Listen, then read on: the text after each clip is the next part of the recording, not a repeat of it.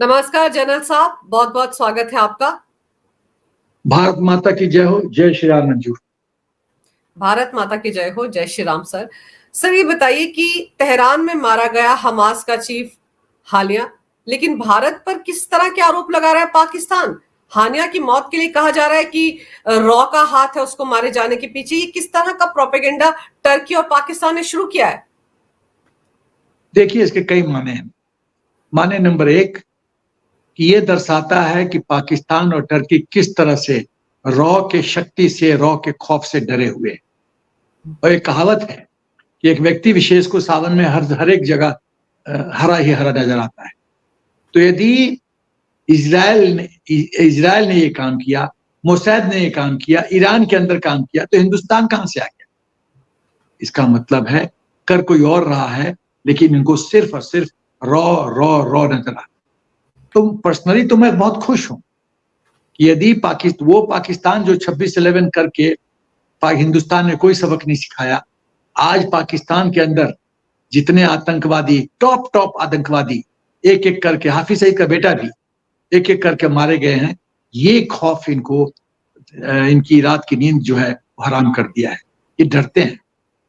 मतलब एक छोटा भी इंसिडेंट हुआ तो उसके पीछे इनको लगता है कि रॉ का हाथ है। तो पर्सनली मैं बहुत खुश हूं। एक पिक्चर था जिसमें एक जो विलेन है वो बोलता है मोगाम्बो खुश हुआ, तो मैं थोड़ी देर के मोगाम्बो बन जाता हूं। मैं खुश हुआ, बहुत प्रसन्न हुआ। मैं ऐसा ही डर बना रहे पाकिस्तान को और टर्की को, तो मुझे बहुत अच्छा लगेगा। पहली बात। दूसरी बात, आप यदि पाकिस्तान 26/11 के पास कसाब पकड़ा जाता है तो आप बोलते हैं सबूत दो, यह पाकिस्तान हाफिज सईद का हाथ। तो हम तो काउंटर क्वेश्चन पूछ रहे हैं ना, आप हमें सबूत दो कि रॉ कैसे इन्वॉल्व है। चौथी बात कि ईरान ने खुद कहा है कि इसमें इजराइल का हाथ है। जिस देश में ये वारदात हुई उसकी सरकार ये कह रही है इसमें इजराइल का हाथ, तो रॉ कहां से आ गया? ये सिर्फ और सिर्फ दो चीज दर्शाता है। एक, पाकिस्तान और टर्की की हिम्मत नहीं है कि इजराइल की निंदा करे। उनको खौफ खाता है कि इजराइल का मोसाद यदि ईरान के अंदर घुस के हानिया को मार सकता है तो हम मुंह खोलेंगे तो हमारा भी नंबर आ जाएगा। लेकिन कुछ तो टिप्पणी करना है ना, तो टिप्पणी के कैसे करो? तो फेवरेट उनके पास एक खिलौना है, हथियार है, raw raw raw raw raw raw करते रहो। तो वाल्मीकि जी तो मरा मरा मरा करके राम हो गया, रामायण की रचना कर गए, उनको तो मुक्ति मिल गई। लेकिन पाकिस्तान को रॉ रॉ करने से मुक्ति नहीं मिलेगी और दलदल में फंसेगा पाकिस्तान और टर्की। ये है। तो एक और बिंदु मैं रेज करना चाहता हूं कि आप देखिए कि हानिया जो है वो तेहरान में जाके एक गेस्ट हाउस था। जब भी वो तेहरान में आता था उसी गेस्ट हाउस में ठहरता था, रूम भी फिक्स था। जो लोग कहते हैं कि मिसाइल से मारा गया, वो इंफॉर्मेशन, सूचना गलत है। वो मिसाइल से नहीं मारा गया, वो बॉम्ब के द्वारा मारा गया। मैं आपको बताता हूं कि कैसे हुआ और कहां सिक्योरिटी लैप्स हुआ। पहली बात कि नए ईरानियन प्रेसिडेंट के सम्मान में जो शपथ ग्रहण होने वाला था उसमें 86 देश के प्रतिनिधि, एग्जीक्यूटिव हेड्स आए थे उस फंक्शन को अटेंड कर। और उस होटल में भी काफी लोग हाई लेवल के डिग्निटरी रह रहे थे।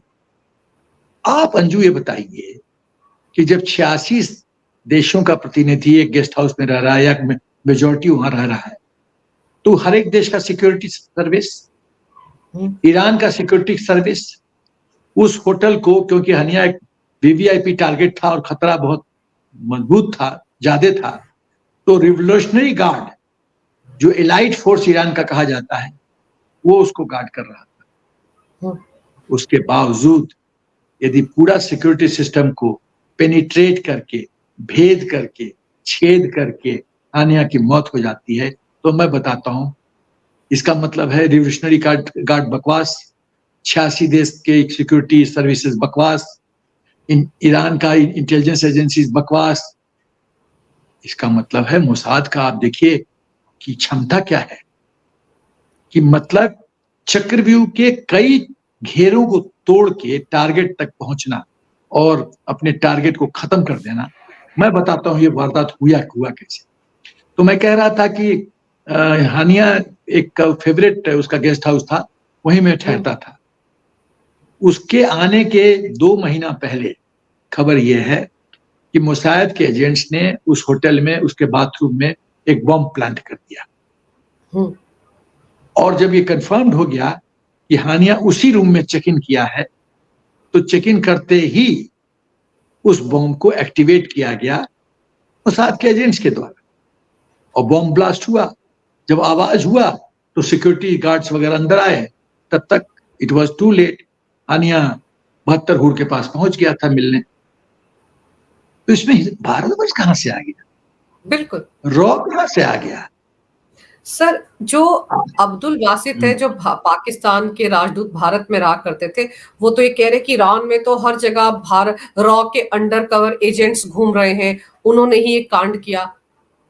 टर्की तो एक नाम ले रहा है sir, Indian Mossad agent Amit Nakesh, उसने मारा। मतलब एक इंडियन है जो आईडीएफ में भी काम कर चुका है, उसने ही किया है इजराइल के लिए, मोसाद का हिस्सा है वो। नाम तक ये लोग बता रहे हैं।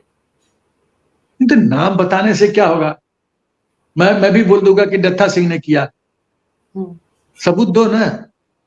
आप तो सबूत स्पेशलिस्ट हो ना। आप तो कसाब का बोले तो पाकिस्तानी नहीं है। आप तो हाफिज सईद के बारे में बोले थे कि सबूत दो देश हिंदुस्तान। तो मैं भी तो वही काउंटर क्वेश्चन पूछ रहा हूँ, सबूत दो।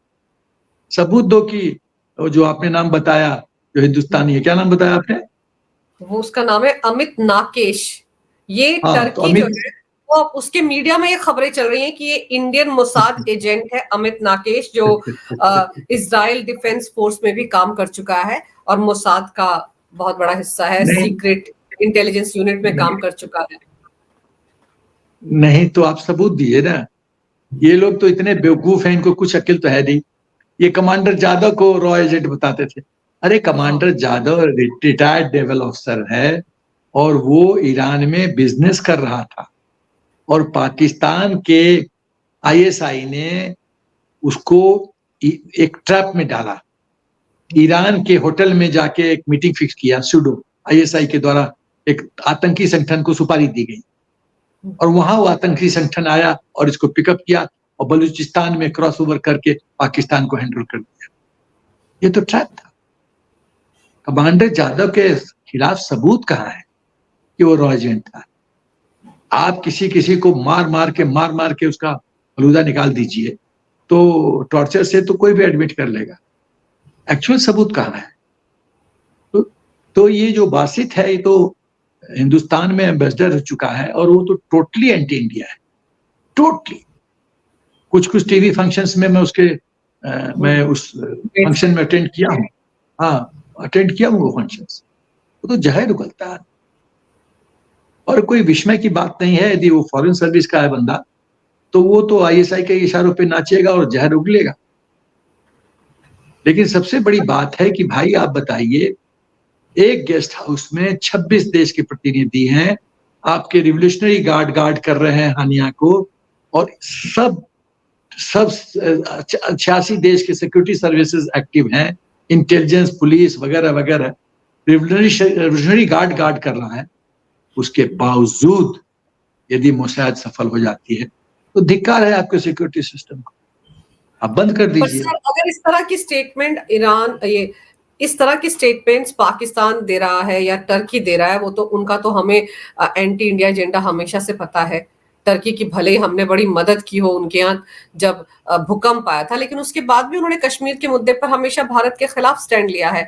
तो क्या आपको ऐसा लगता है कि ईरान के साथ भारत के तो अच्छे रिश्ते हैं, अगर इस तरह का प्रोपेगेंडा ये फैलाएंगे तो कहीं ना कहीं उन रिश्तों को भी ये लोग कोशिश करें कि डैमेज किया जाए? हो सकता है।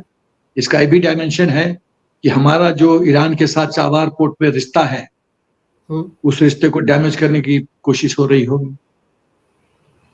ये भी हो सकता है क्योंकि पाकिस्तान का जो पोर्ट है और चाइना सीपीसी कॉरिडोर में जो पाकिस्तान का पोर्ट है, वो तो चाबहार के कारण उसकी तो महत्ता एकदम शून्य के करीब हो गई है।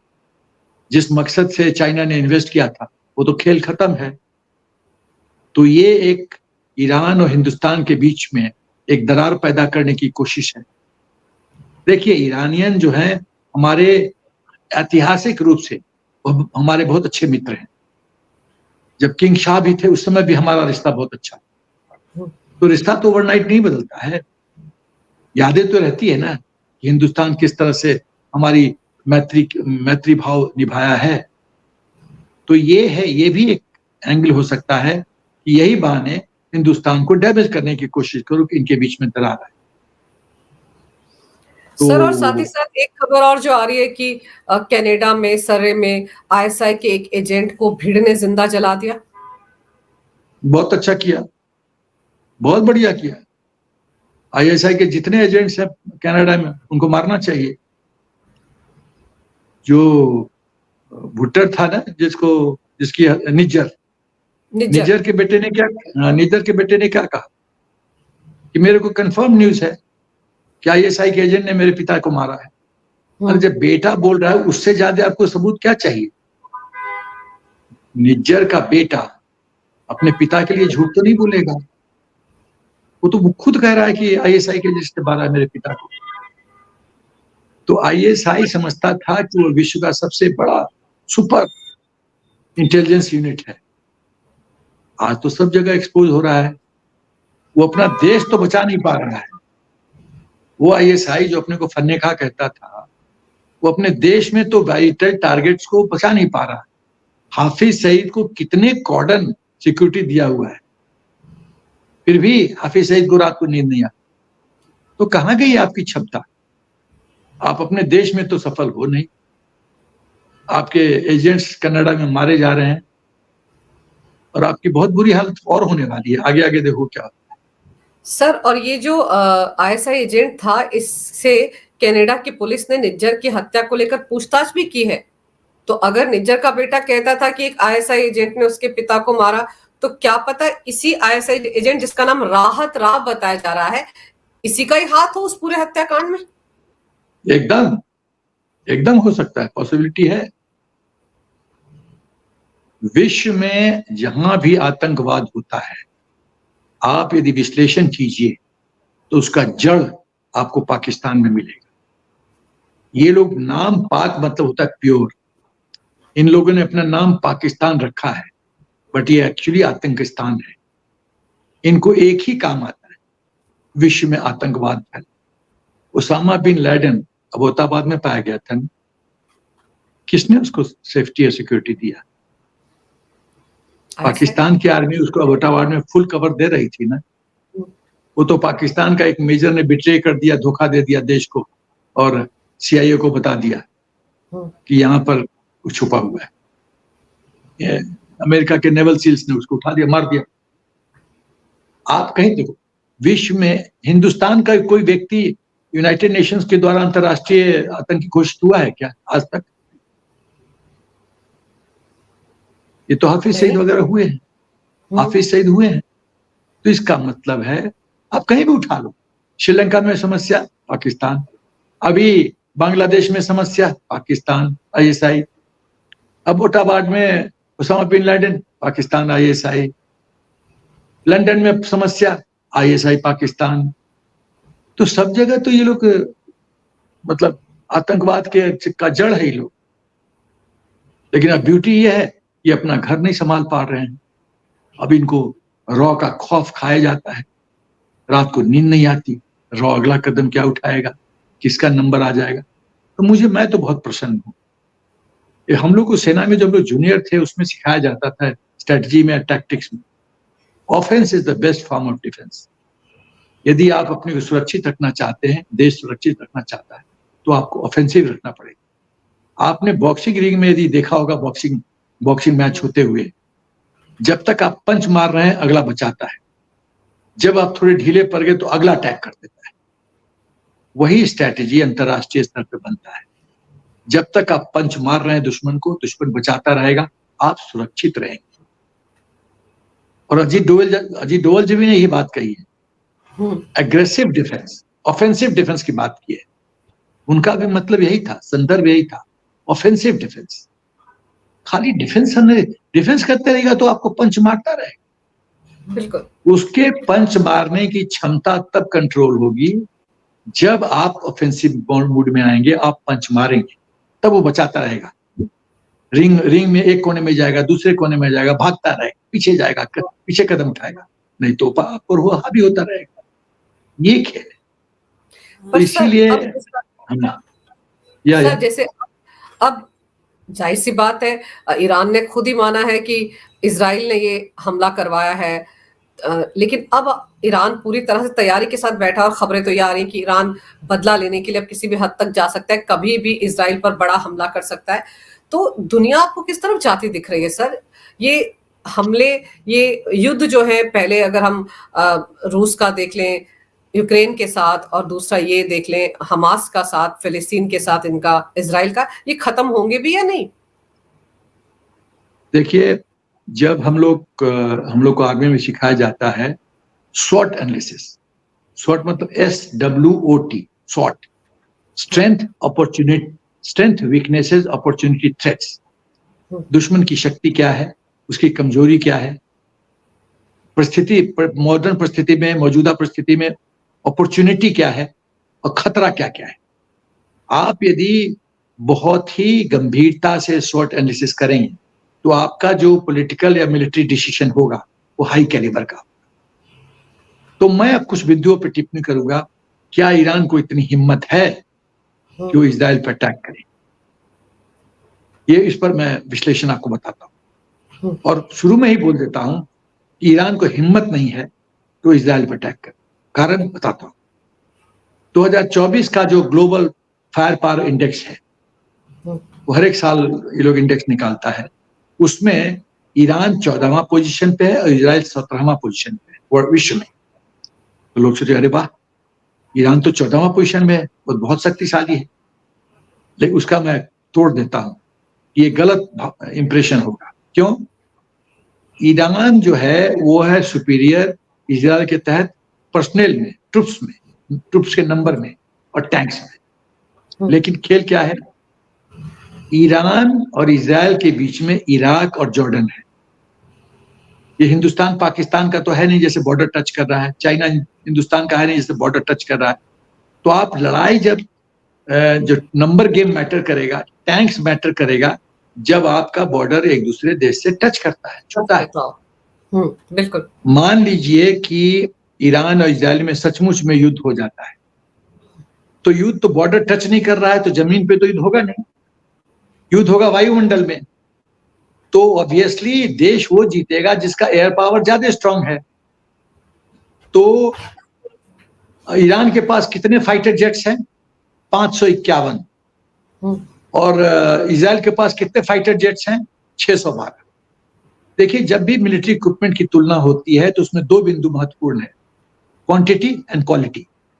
जब हम क्वांटिटी की बात करते हैं तो नंबर, कितने नंबर्स हैं। क्वालिटी सेल्फ एक्सप्लेनेटरी है। तो क्वांटिटी में भी पीछे है ईरान और क्वालिटी में तो बहुत ही पीछे है। 1990 के बाद सैंक्शन लगने के कारण ईरान अपना एयर पावर और एयर प्लेटफॉर्म मजबूत नहीं कर पाया है, रिव्यू नहीं कर पाया है, खरीदारी नहीं कर पाया है, state of the art fighter jets नहीं खरीद पाया है।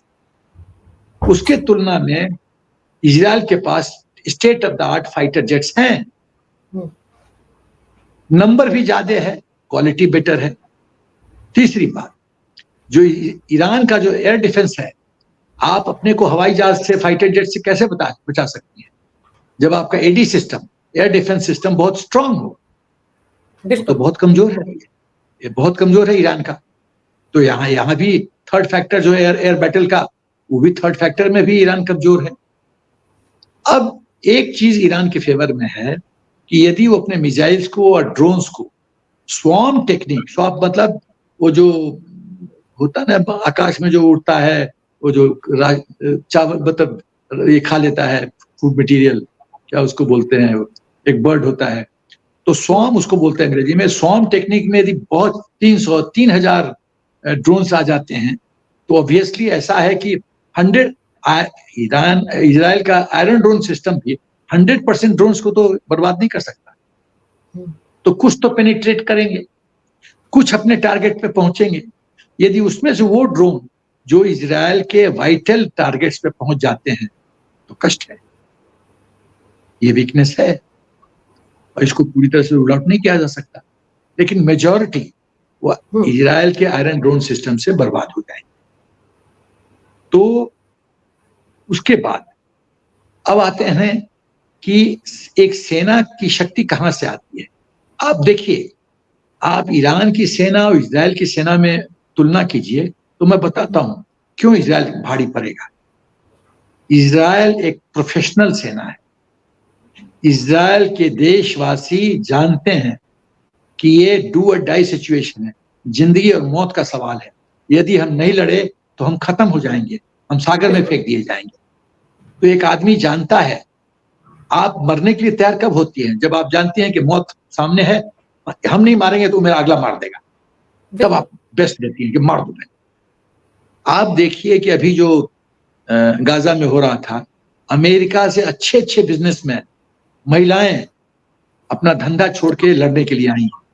जिस देश का मोटिवेशन लेवल इतना हाई हो, जिस देश की हम औरतें, बच्चे, लड़कियां हथियार उठा के देश के लिए शहीद होने के लिए तैयार हों, उस देश को कैसे हरा सकती हैं? और सर भैया, इस हमले में अमेरिका भी तो इजराइल के साथ ही है ना। अमेरिका ने तो चेतावनी भी दी रखी है ईरान को। एकदम, जब ईरान के अयतुल्लाह खमीनी ने कहा है, सेना के चीफ्स को बुलाकर कहा कि हमारे मेहमान को इजराइल ने ठोका है और इजराइल पे अटैक करो। तो जब अमेरिका को ये संदेश मिला तो अमेरिका अपने शिप्स डाइवर्ट कर दिया ईरान की तरफ। तो संदेश साफ है, हम चुप नहीं बैठेंगे, जंग होगा तो हम इजराइल के साथ है। यदि अमेरिका इजराइल के साथ है तो पूरा नाटो देश इजराइल के साथ है, ईरान के साथ कौन है? और मुझे तो कभी कभी लगता है कि ये इजराइल का गेम है। क्या गेम है? ईरान का ये गेम है। और क्या गेम है? ईरान है शिया देश, बाकी जो सो कॉल्ड टर्की वर्की हैं वो सुन्नी देश है। और ईरान नहीं चाहता है कि सुन्नी मुसलमान देश शांति से जिए, उसको गाजा में फंसा के रखो, उनका खून बहता रहे ताकि हम मजबूत होते रहे। तो अब पर्दे के पीछे खेल समझिए, ये खेल है। ये सुन्नी ईरान, शिया ईरान बाकी सुन्नी मुसलमान देशों को सबक सिखाना चाहता है। तो जो दिखता है वो सही नहीं है। हाँ, ये सच है कि ईरान की इज्जत का फलूदा निकला है। आपके घर में कोई मेहमान आए आपके गांव में और मर जाए तो जिंदगी भर की ये बदनामी है ना कि फलाना आया था देखो, और हम सुरक्षित नहीं रख पाए। यदि ईरान के बाहर हुआ होता तो दूसरी बात थी। ये तो घर में तेहरान में घुस के घुसाने वाले, तो ये तो बहुत बड़ा कलंक, कालिख लग गया है ईरान के फेस। इस कालिख को धोए क्या? सर, जिस तरह से अमेरिका ने और ब्रिटेन ने अपने नागरिकों को एक तरह से चेतावनी दी है कि वो लेबनान से बाहर निकले, वहां पर जल्द से जल्द वहां जो भी फ्लाइट मिले निकले वहां से।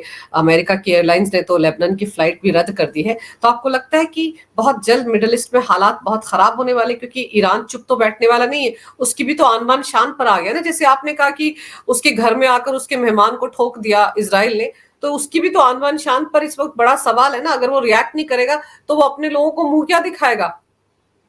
देखिए, रिएक्ट करने के कई तरीके हैं।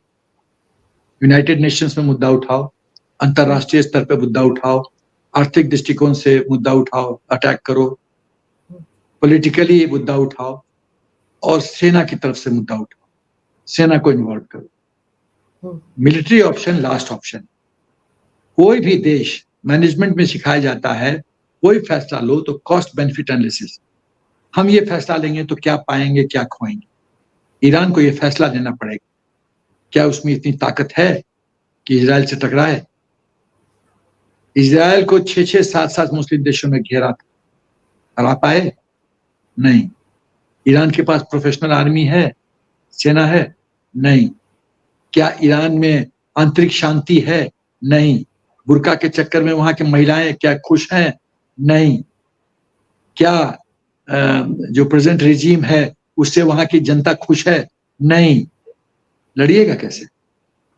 फाइटर जेट्स इजराइल से ज्यादा है? नहीं। क्वालिटी वाइज आप इजराइल से बेटर हैं फाइटर जेट्स में? नहीं। फिर सब कुछ तो नहीं है, तो फिर लड़िएगा कैसे? यही सवाल तो ये है, लड़िएगा कैसे? और एक चीज और है, जंग ज्वाइन करने से पहले ये बहुत बड़ा फैसला लेना पड़ता है, क्योंकि जंग का जो रिजल्ट है ना, जंग का रिजल्ट है वो पाकिस्तान में मिलिट्री डिक्टेटरशिप को भी खा गया। जंग की हार पाकिस्तान में मिलिट्री डिक्टेटरशिप को भी खा गया। तो ईरान को फैसला लेना पड़ेगा, यदि जंग होगा और यदि वो हारा तो क्या जो प्रेजेंट रिजीम है वो रह पाएगा? जनता जनार्दन तो रोड पे आएगी कि तुमने मेरा इज्जत का फलूदा निकाल दिया। आक्रोश ऑलरेडी है, आग ऑलरेडी सुलग रही है, उसके बाद आग लग जाएगी, आग व्यापक रूप होगा, सिविल वॉर होगा। तो कहाँ लड़ोगे, किससे लड़ोगे? इजराइल से लड़ोगे या अपने लोगों से लड़ोगे? ये सब सोचना पड़ता है। ये इतना सिंपल नहीं है कि कटहल खरीदने गए मार्केट में खरीद दिया ना। मिलिट्री ऑप्शन में बहुत कुछ सोचना पड़ता है, बहुत कुछ, इतना आसान नहीं है। सर, जैसे आपने कहा कि ईरान एक शिया कंट्री है और ज्यूज कंट्री इजराइल है, पैलेस्टीन में हमास में जो लोग बसते हैं वो सब सुन्नी है। करेक्ट, एकदम। तो ये मतलब हम लोग हमेशा ये सवाल उठाते थे ना कि पैलेस्टीन के बहुत से लोग जब अपने देश से भाग रहे थे, जब इजराइल ने हमला किया, तो उसके बाद उनको मुस्लिम कंट्री ही अपने देश में नहीं आने दे रहे थे। तो ये सवाल उठता था कि आखिर वो मुस्लिम ब्रदरहुड कहाँ गया? तो इसीलिए वो ब्रदरहुड तेल लेने चला जाता है जब शिया और सुन्नी की बात आती है। देखिए, ऐसा है, आप इनका कॉन्सेप्ट समझिए पहले।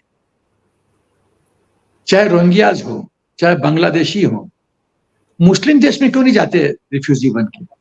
हिंदुस्तान क्यों? मैं आपको इसकी व्याख्या समझाता हूं। इनकी जो ग्रैंड सोच है, स्ट्रेटजी, वो क्या है? पूरे विश्व में इनका राज्य हो। तो इनका राज्य क्यों, कैसे होगा? कि जहां जहां मुस्लिम देश नहीं है, ये अपने लोगों को वहां भेजो, और प्रजातंत्र है वहां सिटीजन बनाओ, फिर बैलेट के माध्यम से सत्ता में आओ। जब नंबर ज्यादा, इसलिए तो 6-6, 10-10 बच्चा ये पैदा करते हैं।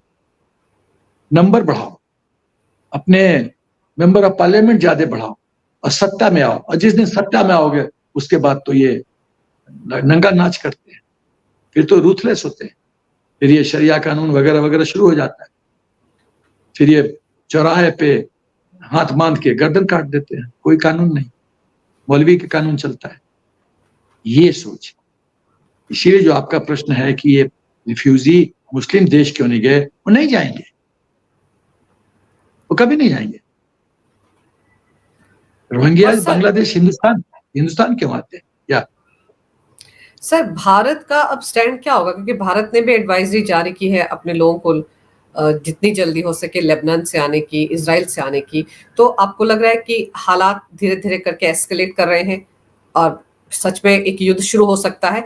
तो भारत तो इजराइल का भी दोस्त है, ईरान के साथ भी अच्छे रिश्ते हैं, तो भारत की स्ट्रेटेजी किस तरह की होगी? आपने देखा है, जब बचपन में मैं देखता था, वो गांव में आता था या सर्कस आता था, उसमें एक दो पोल के बीच में एक रस्सा पे एक आदमी लाठी लेके ऐसे बैलेंस करके चलता था। आपने देखा होगा, मुझे तो याद है। वो बड़ा रस्सा पे, वो रस्सी पे चल जाता था, वो गिरता नहीं था। वही करना पड़ेगा, बैलेंसिंग एक्ट। न इधर न उधर, मिडिल पाथ, राष्ट्रीय। मेरा पूरा विश्वास है अंतरराष्ट्रीय स्तर पे एक ही स्ट्रेटजी होनी चाहिए। इस फैसले में हमारा राष्ट्र का कोई अहित तो नहीं हो रहा है। हमारा हित कहाँ छुपा है? अंतरराष्ट्रीय स्तर में मैं समझता हूं न को मेरा मित्र है न मेरा कोई दुश्मन है। ऐसा फैसला जो हमारे राष्ट्र का भला करे, अहित कम हो, वो फैसला पहले। सिंपल। तो रास्ता पे चलने की जरूरत है, बैलेंसिंग। दोनों को ठीक रखना है, बैलेंस करना है। इससे ज्यादा नहीं बोलूंगा क्योंकि अंतरराष्ट्रीय रिश्तों का सवाल है।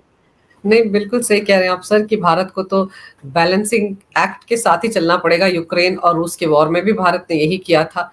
तो यहाँ पर भी करना पड़ेगा, लेकिन टर्की और पाकिस्तान जानबूझकर इस तरह का प्रोपेगेंडा करके कि रॉ का हाथ है उसमें, कहीं ना कहीं ईरान के साथ भारत के रिश्तों को खराब करने की कोशिश कर रहे हैं। लेकिन आपने इस मसले पर जो विस्तार से जानकारी मेरे दर्शकों को दी, मेरे लिए समय निकाला आपने सर, इसके लिए आपका बहुत बहुत धन्यवाद। नमस्कार, भारत माता की जय हो, वंदे मातरम और जय श्री राम। भारत माता की जय हो, वंदे मातरम, जय श्री